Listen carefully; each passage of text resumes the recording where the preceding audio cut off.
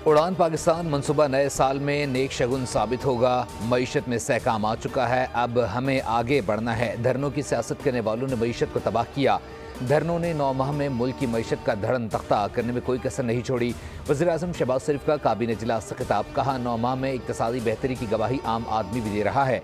उड़ान पाकिस्तान प्रोग्राम मुल्क की मईशत को मज़ीद इस्तेहकाम देगा। चाइना ने गवादर में वर्ल्ड क्लास एयरपोर्ट बनाकर दिया है। गवादर को ट्रांजिट ट्रेड का हब बनाएंगे। दुआ है नए साल में हम गलतियों को सुधार कर एक नई शुरुआत करें।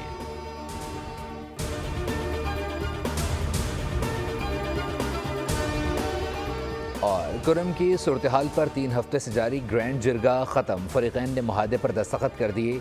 जिरगा मेंबरान के मुताबिक फ़रीक़ैन एपेक्स कमेटी के फैसले पर अमल दरामद के पाबंद होंगे। मामलात तय और तहफ़्फ़ुज़ात दूर हो गए। फ़रीक़ैन के दरमियान मुआहदे का ऐलान पेशावर गवर्नर हाउस में होगा।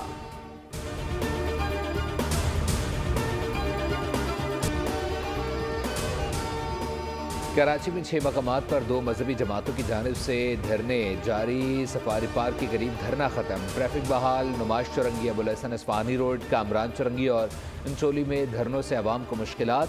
ट्रैफिक का निज़ाम दरहम बरहम।